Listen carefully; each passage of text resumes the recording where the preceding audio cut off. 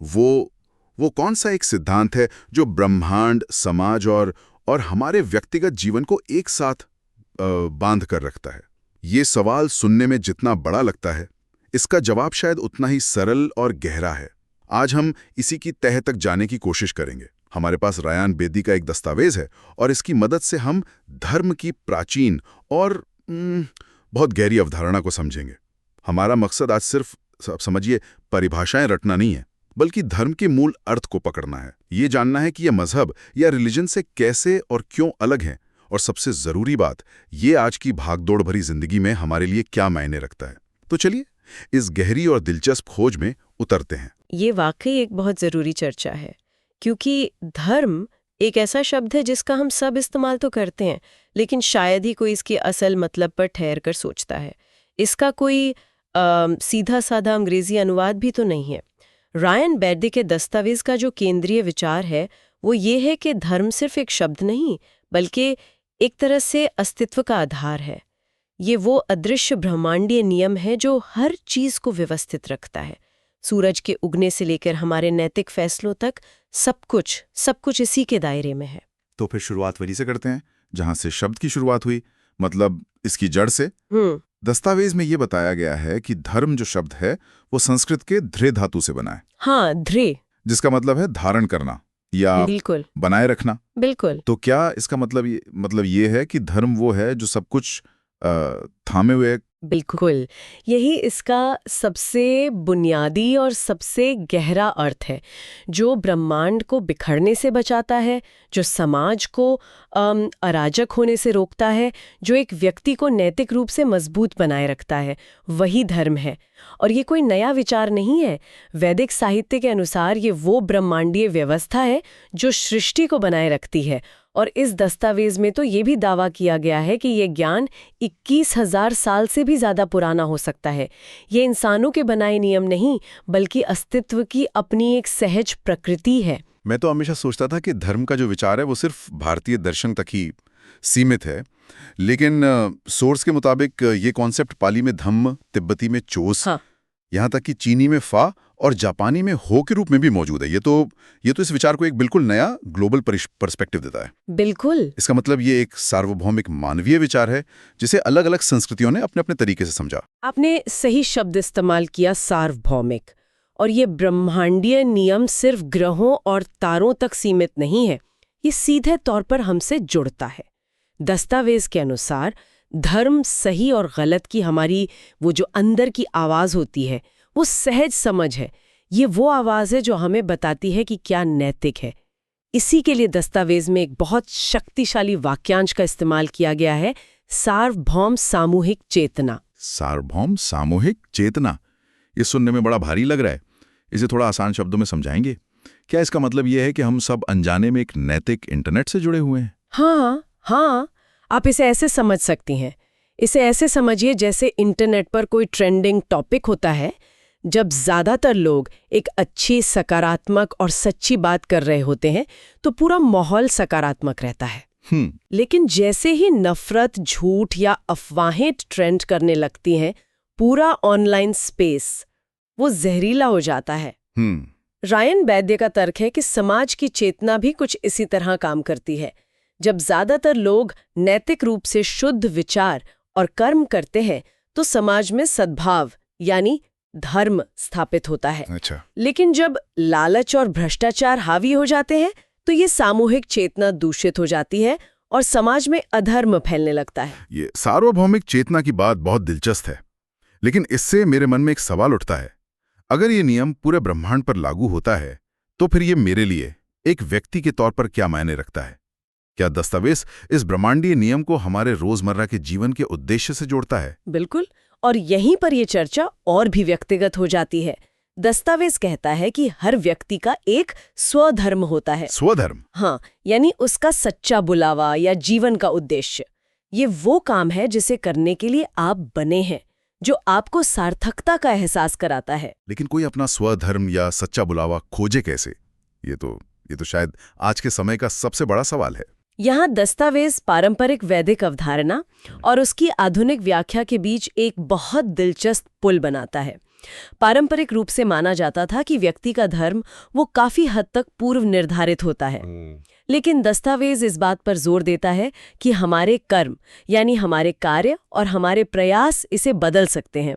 ये बहुत शक्तिशाली विचार है, क्योंकि ये हमें हमारी परिस्थितियों का गुलाम नहीं बल्कि अपनी नियति का निर्माता बनाता है। इसमें एक बहुत ही जमीनी उदाहरण दिया गया है। यदि आप गरीब पैदा हुए हैं तो आप गरीब रहेंगे, यदि आप वही करते रहेंगे जो आपकी पिछली पीढ़ी ने किया था। यदि आप अमीर बनना चाहते हैं तो आपको धार्मिक तरीके से वैज्ञानिक, प्राकृतिक और उद्यमशील काम करने होंगे। सही बात है। मतलब हमारा धर्म सिर्फ ये नहीं है कि हम कहाँ पैदा हुए, बल्कि ये है कि हम वहां से कहाँ जाने का प्रयास करते हैं। ये तो निष्क्रियता को सिरे से खारिज करता है। बिल्कुल। ये हमें कर्म करने के लिए प्रेरित करता है। इसे और आसानी से समझने के लिए दस्तावेज में एक छात्र का उदाहरण दिया गया है।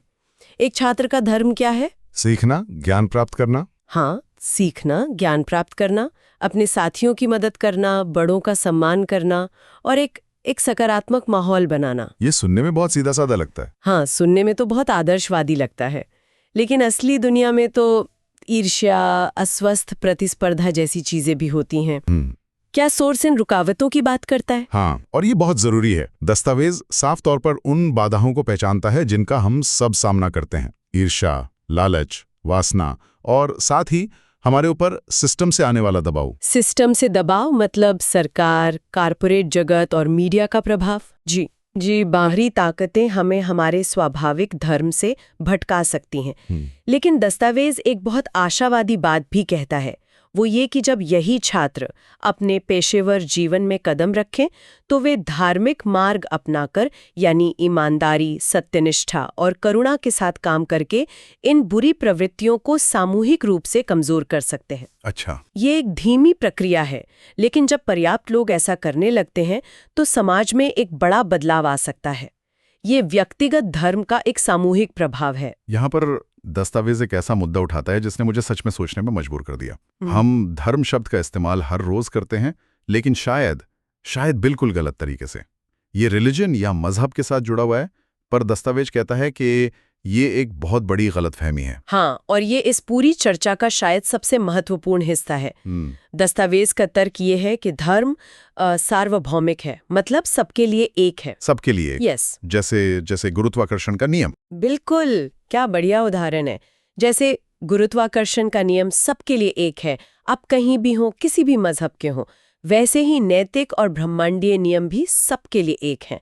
लेकिन समय के साथ अलग अलग समाजों ने इस एक सार्वभौमिक धर्म का पालन करने के लिए अपनी अपनी रस्में, रीति रिवाज और प्रथाएं विकसित की। तो ये जो अलग अलग प्रथाओं के समूह बने, उन्हें ही मजहब या रिलीजन कहा जाने लगा। जी। और भ्रम तब पैदा हुआ जब हमने इन रास्तों को ही मंजिल समझ लिया और धर्म शब्द का इस्तेमाल इन अलग अलग रास्तों के लिए करने लगे। क्या मैं इसे सही समझ रहा हूँ? आपने इसे बिल्कुल सही तरीके से समझा है। धर्म और मजहब ये दो अलग अलग चीजें हैं। धर्म वो सार्वभौमिक सिद्धांत है, वो मंजिल है, और मजहब या रिलीजन उस मंजिल तक पहुंचने के लिए बनाए गए अलग अलग रास्ते हैं। लेकिन अक्सर लोग रास्ते को ही मंजिल मानकर आपस में बहस करने लगते हैं। तो ये तो बहुत बड़ा फर्क है। मतलब हम सदियों से शायद मंजिल और रास्ते के बीच के फर्क को ही भूल गए हैं। दस्तावेज का तर्क तो ये है कि हम सब एक ही मंजिल पर जाना चाहते हैं, यानी धर्म का पालन करना, लेकिन हम अपने अपने रास्तों यानी मजहबों को ही अंतिम सत्य मानकर लड़ रहे हैं। बिल्कुल। इसी बात को समझाने के लिए दस्तावेज में पानी का एक बहुत सुंदर उदाहरण दिया गया है। पानी चाहे नदी से आए, कुएं से, बारिश से या बोतल से, उसका रासायनिक सूत्र हमेशा H2O ही रहता है। स्रोत या बर्तन बदलने से पानी का मूल स्वभाव नहीं बदलता। उसी तरह धर्म का मूल सिद्धांत भी हमेशा एक ही रहता है, चाहे उसे मानने की प्रथाएं कितनी भी अलग क्यों ना हो। इसी विषय पर द एजुकेशन पोस्ट के संपादक शिव शंकर शर्मा का नजरिया भी दस्तावेज में शामिल है, जो एक संत भी हैं। जब उनसे पूछा गया कि उनके लिए धर्म क्या है, तो उन्होंने कोई भारी भरकम परिभाषा नहीं दी। नहीं, उन्होंने बहुत सरल जवाब दिया। उन्होंने कहा, मेरे लिए धर्म का अर्थ है मानवता और वो कर्तव्य जिसकी सर्वशक्तिमान एक इंसान से अपेक्षा करता है। बस इतना ही? बस, कोई जटिल दर्शन नहीं, सिर्फ मानवता और कर्तव्य। उन्होंने एक दोहे का भी जिक्र किया, एकै साधे सब सधे, सब साधे सब जाए। इसका क्या मतलब है? ये सुनने में बहुत गहरा लग रहा है। इसका अर्थ है कि जब आप एक परम सत्य से जुड़ जाती हैं तो बाकी सब कुछ अपने आप सध जाता है, व्यवस्थित हो जाता है। लेकिन अगर आप 100 अलग-अलग चीजों के पीछे भागती हैं तो सब कुछ हाथ से निकल जाता है। अच्छा। एक संत के लिए वो एक सत्य ही ईश्वर या परम चेतना है और उससे जुड़ना ही धर्म का पालन करना है। उनकी नजर में सत्य को किसी शोध की जरूरत नहीं होती, वो बस होता है। ठीक है, तो हमने कॉन्सेप्ट समझ लिया, मजहब से फर्क समझ लिया, लेकिन अब सबसे बड़ा सवाल, ये सब सुनने में तो बहुत अच्छा लगता है, पर इसे अपनी रोजमर्रा की जिंदगी में उतारें कैसे? खुशी की बात यह है कि रेयान वैद्य के दस्तावेज में इसे व्यवहारिक बनाने के तरीके भी बताए गए हैं। हाँ, दस्तावेज सबसे पहले धार्मिक जीवन के परिणामों पर चर्चा करता है। जब हम धर्म के मार्ग पर चलते हैं तो हमारे अंदर कुछ गुण वो स्वाभाविक रूप से विकसित होने लगते हैं, जैसे सत्यनिष्ठा, ईमानदारी, कृतज्ञता और करुणा। Integrity, honesty, gratitude, compassion. जी, ये सिर्फ अच्छे शब्द नहीं हैं, बल्कि एक धार्मिक जीवन के स्वाभाविक फल हैं। दस्तावेज में ओपरा विनफ्रे का एक बहुत अच्छा कथन भी दिया गया है। असली सच्चाई सही काम करना है, ये जानते हुए कि कोई ये नहीं जान पाएगा कि आपने इसे किया है या नहीं।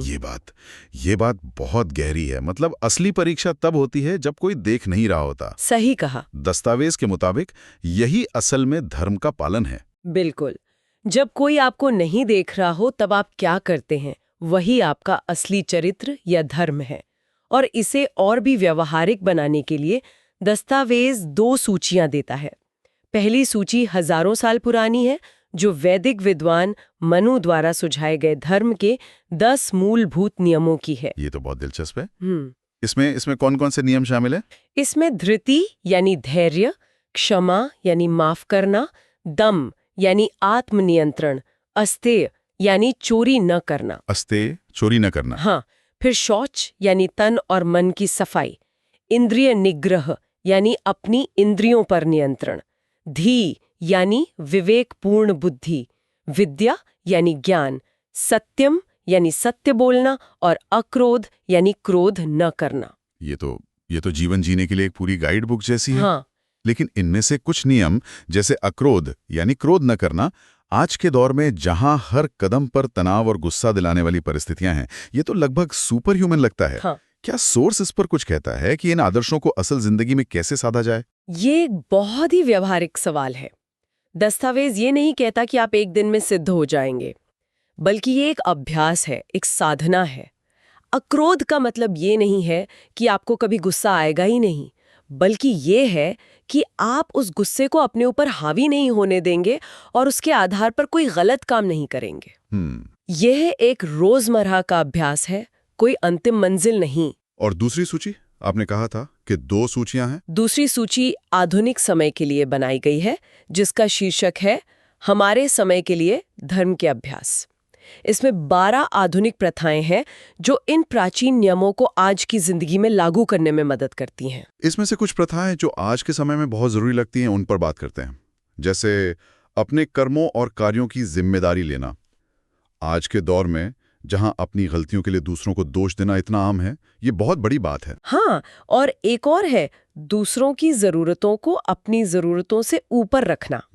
यह स्वार्थ से ऊपर उठकर करुणा का अभ्यास है। इसके अलावा गलती स्वीकार करने का साहस पैदा करना और कृतज्ञता दिखाना भी इसमें शामिल है। ये छोटी छोटी आदतें लगती हैं, लेकिन दस्तावेज का तर्क है कि यही वो छोटे छोटे कदम हैं जो हमें हमारे व्यक्तिगत और सामूहिक धर्म के करीब ले जाते हैं। यह उस विशाल ब्रह्मांडीय अवधारणा को रोजमर्रा के जीवन में उतारने का तरीका है।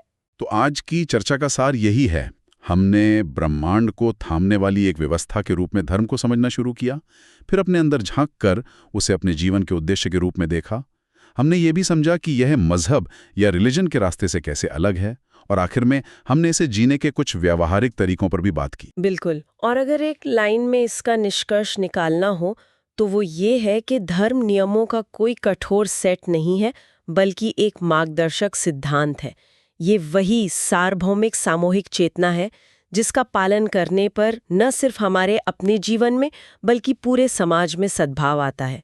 इसका मूल सार वही है जो इसके नाम में है, धारण करना, हम्म। ब्रह्मांड को धारण करना, मानवता को धारण करना और सबसे जरूरी हमारी अपनी सत्यनिष्ठा को धारण करना। जब मैं इस पूरी चर्चा के बारे में सोचता हूं तो दस्तावेज की एक बात मेरे दिमाग में घूम रही है कि कर्म हमारे पूर्व निर्धारित जीवन को बदल सकते हैं। यह एक बहुत बड़ा एक विचारणीय प्रश्न उठाता है। यदि हमारे व्यक्तिगत धार्मिक कार्य हमारी अपनी नियति को बदल सकते हैं तो जरा सोचिए कि क्या होगा जब बड़ी संख्या में लोग धार्मिक रूप से जीना शुरू कर दें। क्या हमारा सामूहिक कर्म हमारे समाज या शायद पूरी दुनिया की नीति को एक बेहतर दिशा में बदल सकता है? यह एक ऐसा विचार है जिस पर मनन किया जा सकता है।